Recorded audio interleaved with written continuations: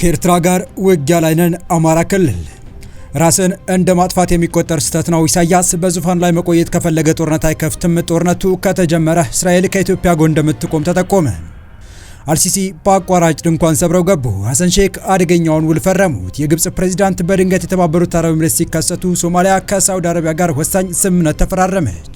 የሻዕቢያው መሪ የግብጽን ድጋፍ ተማምኖ ኢትዮጵያ ወደ ቀይ ባህር እንዳትመለስ ለማድረግ ደፋ ቀና እያለ በሚገኝበትና ኢትዮጵያም ወደ ግዛቷ ዘልቆ የገባውን የሻዕቢያ ጦር ለማስወጣት ጦሯን ወደ ኤርትራ ድንበር ባስተማራችበት ሰዓት እስራኤል ሻዕቢያን ያስደነገጠ ካርድ መዛለች። ራስን እንደ ማጥፋት የሚቆጠር ስህተት ነው። ኢሳያስ በዙፋኑ ላይ መቆየት ከፈለገ ጦርነት መክፈት የለበትም ያለችው እስራኤል ጦርነቱ ከተጀመረ ግን ሙሉ ድጋፏ ለኢትዮጵያ እንደሆነ ገልጻለች። በዝርዝር እንመለስበታለን። በሌላኛው መረጃችን ደግሞ የግብጽ ፕሬዝዳንት በድንገት የተባበሩት አረብ ኤሚሬትስ ሲገቡ ሶማሊያ ደግሞ ከሳውዲ ጋር ወሳኝ ስምምነት ስለማድረጓ የተሰማውን አክለን ይዘን ተገኝተናል። ሰላም ውድ የሁሉ ዴይሊ ቤተሰቦች እንደምናላችሁ፣ ቻናሉን ሰብስክራይብ፣ ላይክ፣ ሼር ያደረጋችሁ እስከ መረጃዎቻችን ፍጻሜ አብራችሁን ቆዩ።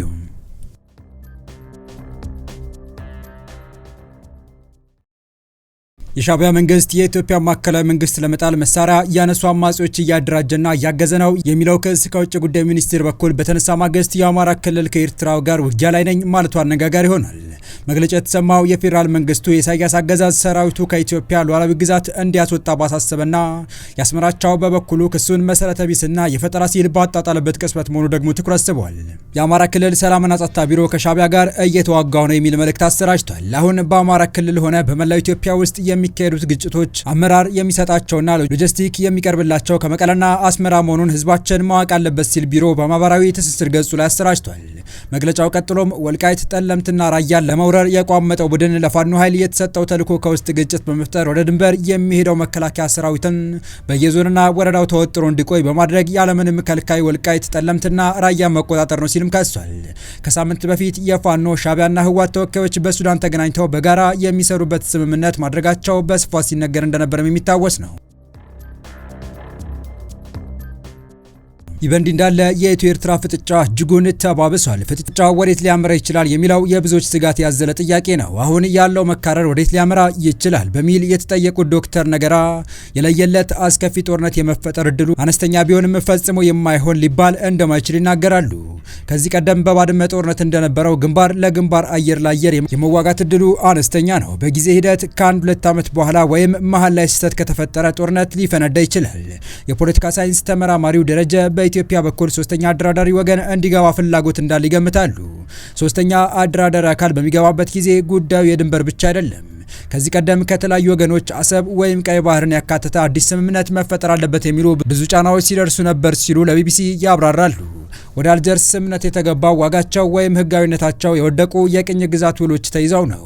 የኢትዮጵያ መንግስት ያ ታሪካዊ ስህተት አይደገምም እና ስምምነቱ በህግ ዋጋ እንደሌለው አጽንኦት ተሰጥቶ በሶስተኛ አካል በኩል ከኤርትራ ጋር ድንበር ያካተተ አዲስ ስምምነት እንዲኖር ይፈልጋል ሲል ያብራራል።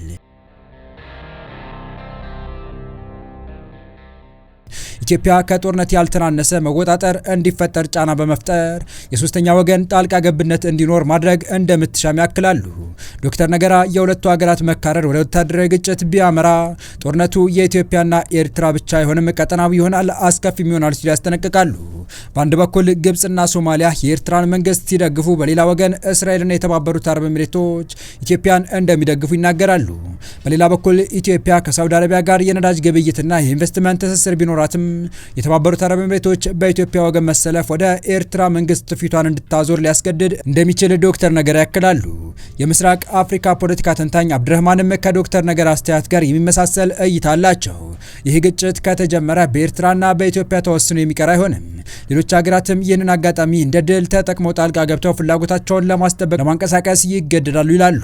በግጭቱ ኢራን እንዲሁም እንደ ቻይና ያሉ ሀያላን ሀገራት ጣልቃ እንደሚገቡ ጠቅሰው ይህም በቀጠናው የሚገኙ ሀገራትን ድህነት ውስጥ እንዲኖሩ የሚያስገድድ ነው በማለት ያስረዳሉ።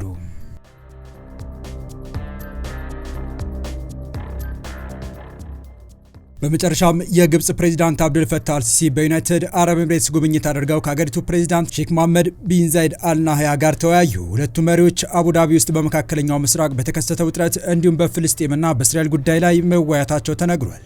የግብጽ ፕሬዝዳንት ጽህፈት ቤት ባወጣው መግለጫ መሪዎቹ ቀጠናዊ መረጋጋት የመካከለኛው ምስራቅ ሀገራትን የግዛት አንድነትና ሉዓላዊነት ማክበር ላይ የሚመሰረት ነው በማለት በአካባቢው ያለው ውጥረት የሚባባስ ከሆነ ሁሉም አገራት ላይ ተጽዕኖ ይኖራል ሲሉ አሳስበዋል። የግብጹ ፕሬዝዳንት አብዱልፈታህ ከቀናት በፊት ከቱርክና ከሶማሊያ አቻቸው ጋር ውይይት ማድረጋቸው ተከትሎ ነው ወደ ዩናይትድ አረብ ኤምሬትስ ያቀኑት።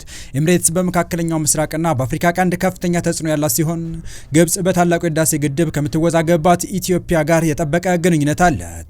አልሲሲ ከኤምሬትስ መሪ ጋር የምጣኔ ሀብታቸውን ትስስር ለማጠናከር ከመወያየታቸው በተጨማሪ የአገሪቱ የሰው ሰራሽ አስተውሎት ዩኒቨርሲቲን በጋራ መጎብኘታቸው ተዘግቧል።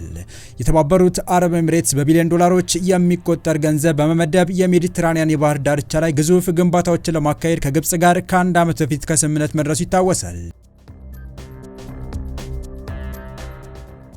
ይህ በእንዲህ እንዳለም ሶማሊያም ከሳውዲ አረቢያ ጋር የመከላከያና ወታደራዊ ስምምነት ተፈራርማለች። ሶማሊያና ሳውዲ አረቢያ በመካከላቸው ያለውን የመከላከያና ወታደራዊ ትብብር የበለጠ ለማጠናከር የሚያስችል የመግባቢያ ስምምነት ተፈራረሙ። ስምምነቱ ሁለቱ ሀገራት ያላቸውን የደህንነት ትብብር ከማስፋት ባሻገር በቀይ ባህር ቀጠና መረጋጋትን ለማጠናከር የታለመ መሆኑን የሶማሊያ የመከላከያ ሚኒስቴር ገልጿል።